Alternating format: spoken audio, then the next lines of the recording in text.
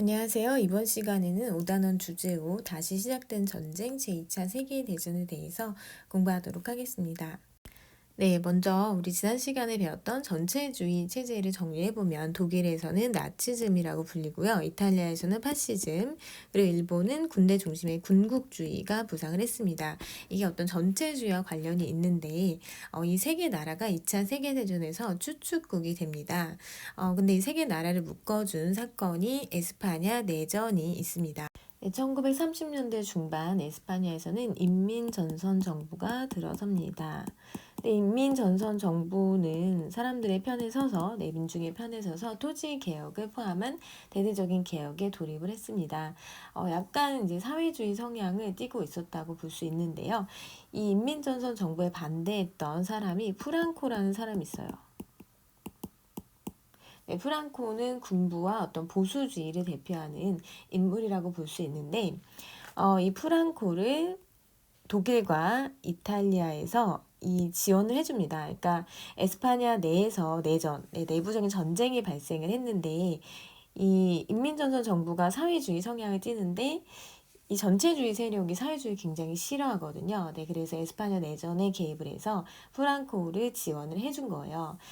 그래서 이 에스파냐 내전 덕분에 독일과 이탈리아가 만나서 베를린 로마 주축을 형성을 하게 되는데요. 이 추측이죠. 네, 추측이라는 거는 중심이 된다는 것입니다. 그래서 베를린과 로마가 세계 중심이 되자, 이렇게 선언을 하고 곧 이어서 독일의 일본과 반공협정을 체결합니다. 반공협정은 이 공산주의를 막자는 거예요. 소련과 같은 공산주의를 막자. 네, 이 협정에 이탈리아가 개입하면서 파시즘 세력은 서로 결속을 강화하는 모습을 보입니다. 네, 다시 에스파냐 내전으로 가서 에스파냐 내전은 4년 정도 지속이 되는데요. 결국 인민전선 정부가 패배를 하면서 마무리가 됩니다. 그래서 이제 프랑코 이 사람이 수도 마드리드를 점령을 하게 되는데요. 에스파냐 내전과 관련된 그림이 있어요. 이거 피카소가 그린 그림인데 이 그림의 제목이 게르니카예요.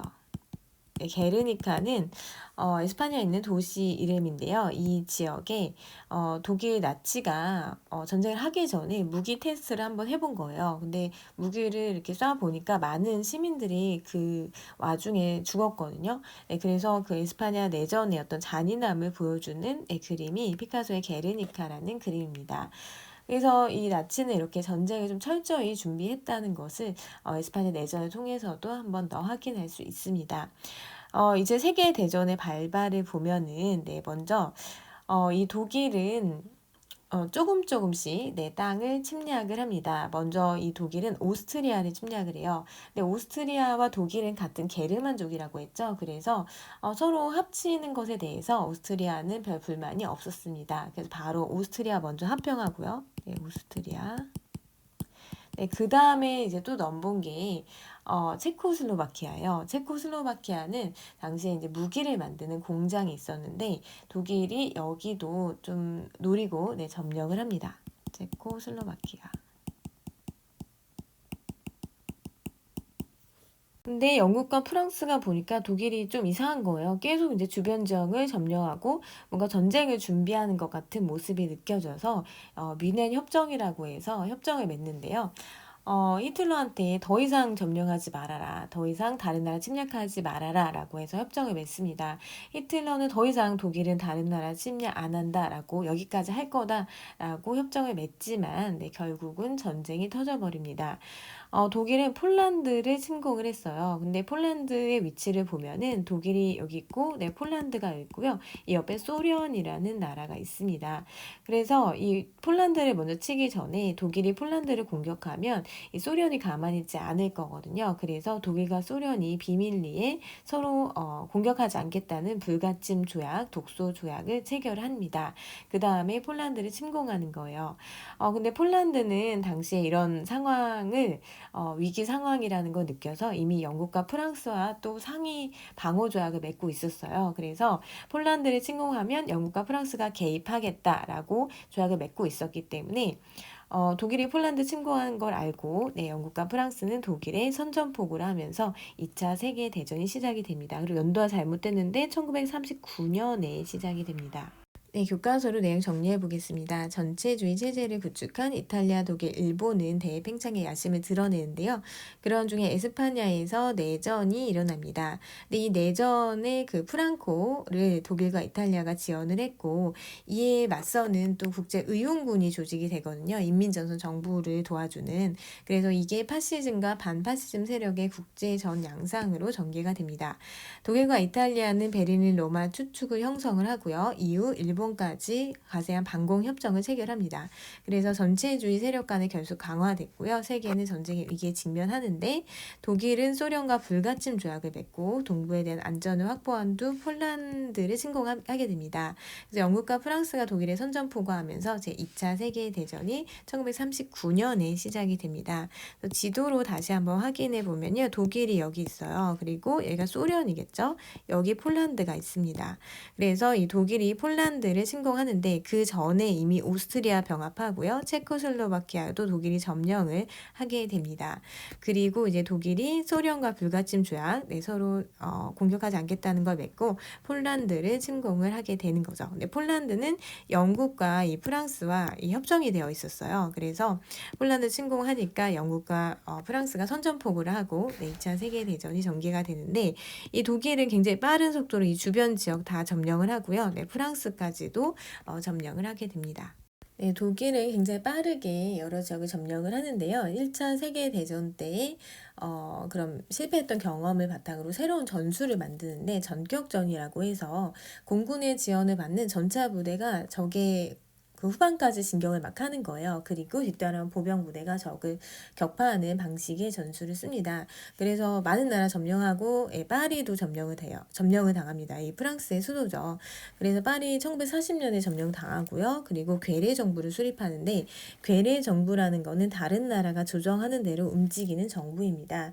그래서 이제 BC 정권이 수립이 되게 되는데 프랑스를 두 개로 나눠서 북쪽은 이 독일이 점령하고 아래 지역은 이 괴뢰 정부를 내세워서 BC 정권 내 아래로 들어가게 됩니다.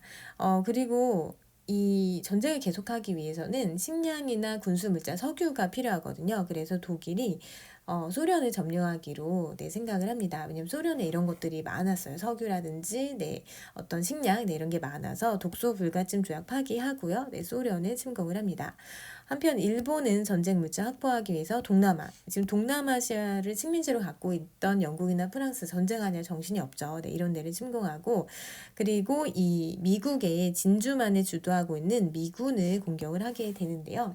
선전포고도 하지 않고 기습적으로 하와이 진주만 기지를 공격을 하게 됩니다. 여기 태평양 함대가 있거든요.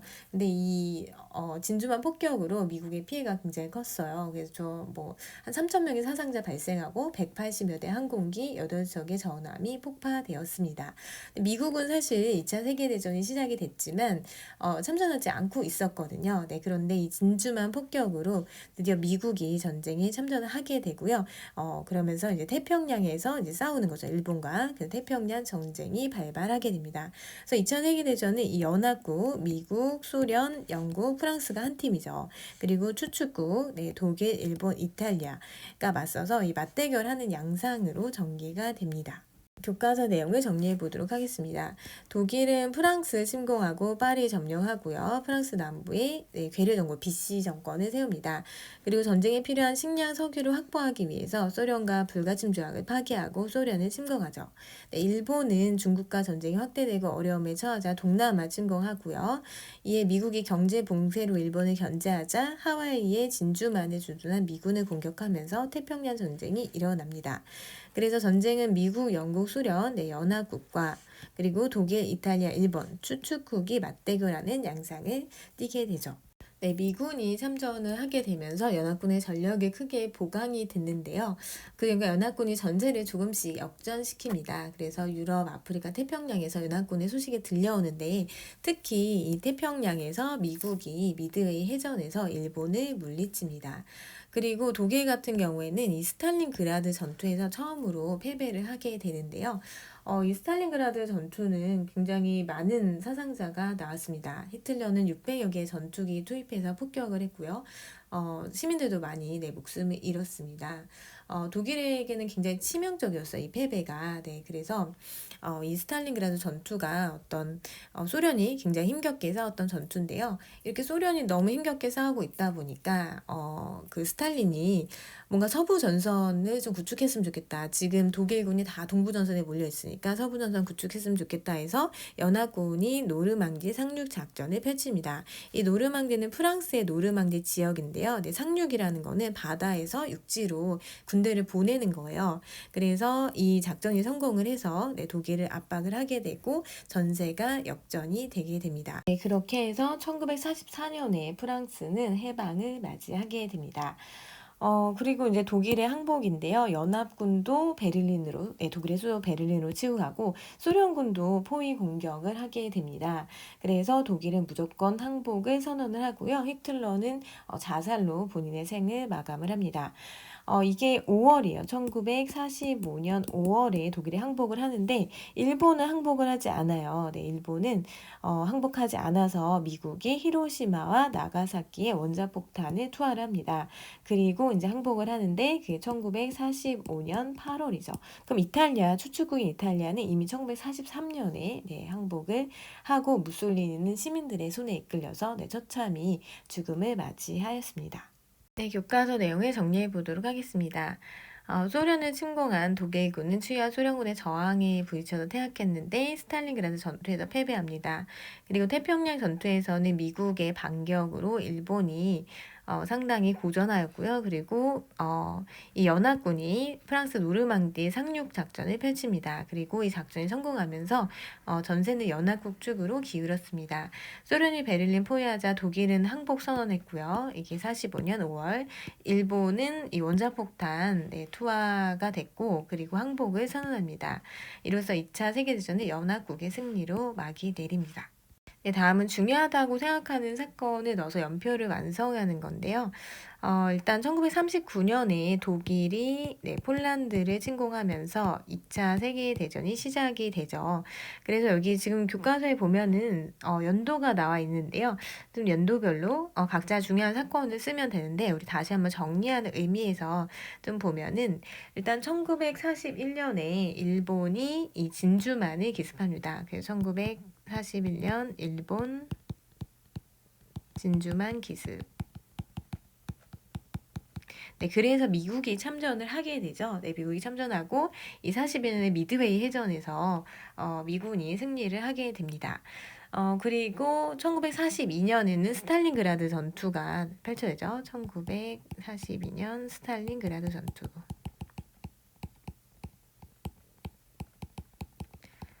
네, 진주만 이거는 미국을 상대로 한 거고요.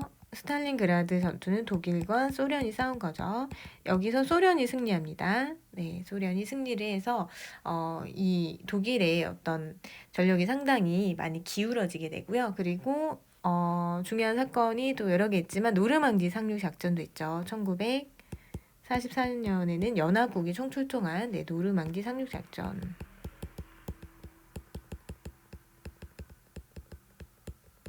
펼쳐져. 이거는 연합국이랑 독일이 싸운 거죠. 그래서 이 노르망디 상륙작전의 성공으로 파리가 해방이 되게 됩니다. 그리고 이탈리아는 이미 43년에 항복을 해요. 이 연합국이 그 시칠리아 그쪽으로 해서 들어오니까 이탈리아 항복하고 무솔리니 정권 무너뜨리는데 독재자 무솔리니는 국민들의 손에 처형이 되게 됩니다. 도망가다가. 네, 그리고 1945년에는 원폭 투하되죠. 일본이 1945년 원폭 투하. 이거는 미국이 일본이 항복 안 하자 일본의 원폭을 투하한 거죠. 네, 그래서 45년에 독일이 항복하고 또 일본이 항복해서 2차 세계대전이 종료가 되게 됩니다. 네, 지금까지 배운 내용을 정리해 보도록 하겠습니다. 1936년에 에스파냐에서 프랑코가 이끄는 군부의 반란으로 내전이 일어났는데 파시즘 세력과 반파시즘 세력 사이의 국제적 양상으로 전개가 되죠. 왜냐하면 이 프랑코는 파시즘 세력이에요. 네, 파시즘 세력으로 독일과 이탈리아의 지원을 받았죠. 이번 독일은 소련과 불가침 조약을 맺고요. 네, 서로 침공하지 않는다. 동부에 대한 안전을 확보한 뒤 독일은 폴란드를 침공합니다. 네, 폴란드는 영국과 프랑스와 또 조약을 맺고 있었죠. 그래서 영국과 프랑스가 독일에 선전포고하면서 2차 세계대전이 시작됩니다. 이게 1939년입니다. 독일은 프랑스를 침공하여 파리, 내 수도 파리를 점령하고 프랑스 남부의 괴뢰 정부, 자신들이 조정하는 괴뢰 정부를 수립합니다. 그리고 전쟁에 필요한 식량과 석유를 확보하기 위해 소련을 침공하게 되죠. 일본은 하와이 진주만에 있는 미군을 공격하면서 이제 태평양에서 싸우는 태평양 전쟁이 일어납니다. 소련을 침공한 독일군은 스탈린그라드 전투에서 패배를 하게 됩니다. 네. 그리고 연합국은 노르망디 상륙 작전으로 전세를 역전시켰습니다. 이렇게 해서 이번 시간에는 2차 세계대전의 발발과 전개 과정에 대해서 공부를 했고, 다음 시간에는 2차 세계대전의 참상과 전후 처리 과정에 어떤 논의가 있었는지 학습하도록 하겠습니다. 수고하셨습니다.